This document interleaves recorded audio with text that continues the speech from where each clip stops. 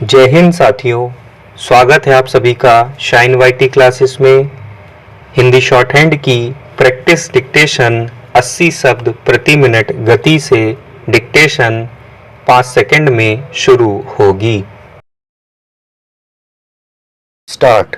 किसी भी सरकार की कामयाबी इस बात से आंकी जाती है कि उसने नागरिकों के लिए काम का कैसा वातावरण बनाया और देश के आर्थिक विकास में उनका कितना योगदान सुनिश्चित किया है।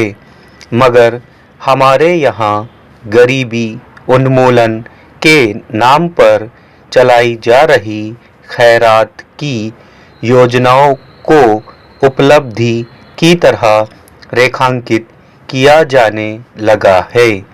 जब भी कोई चुनाव आता है तो हर राजनीतिक दल बढ़ चढ़ कर मुफ्त की योजनाओं की फहरिस्त पेश करना शुरू कर देता है।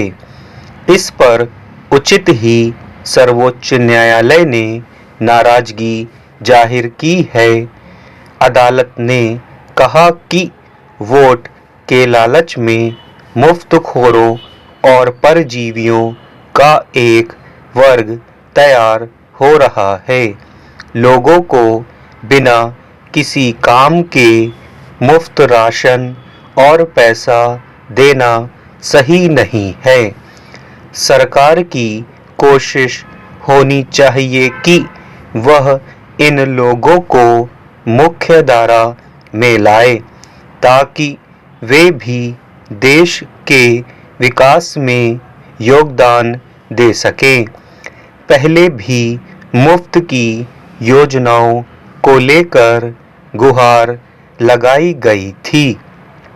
तब अदालत ने कहा था कि चुनाव में ऐसी घोषणाओं से परहेज किया जाना चाहिए। मगर किसी भी दल ने उस नसीहत को गंभीरता से नहीं लिया। यह ठीक है कि कोई भी सरकार अपने नागरिकों को भूख से नहीं मरने दे सकती। इसीलिए भोजन का अधिकार कानून लाया गया था।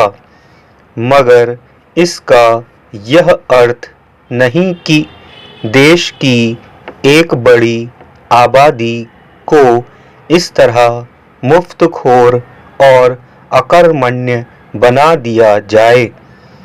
यह व्यवस्था तभी होनी चाहिए जब लोगों को काम ना मिल सके।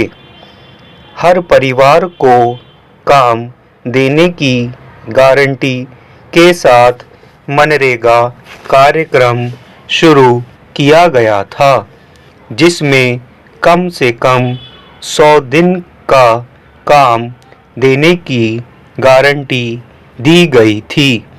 मगर उस कार्यक्रम की स्थिति यह है कि हर वर्ष उसमें पंजीकृत लोगों की कटौती हो रही है।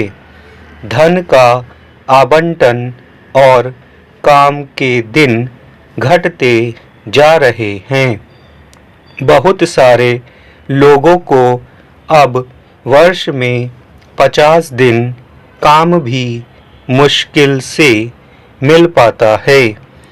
ऐसी स्थिति में सरकारें किसानों, महिलाओं आदि को हर महीने नकदी हस्तांतरण करने के वादे कर रही है, जबकि हकीकत यह है कि 80 करोड़ से अधिक लोगों को मुफ्त राशन, महिलाओं और किसानों को नकदी हस्तांतरण, बिजली पानी मुफ्त देने जैसी योजनाओं के कारण कई राज्य सरकारों पर कर्ज का बोझ लगातार बढ़ता गया है। जाहिर है इससे देश की तरक्की की कोई अच्छी सूरत नहीं बनती।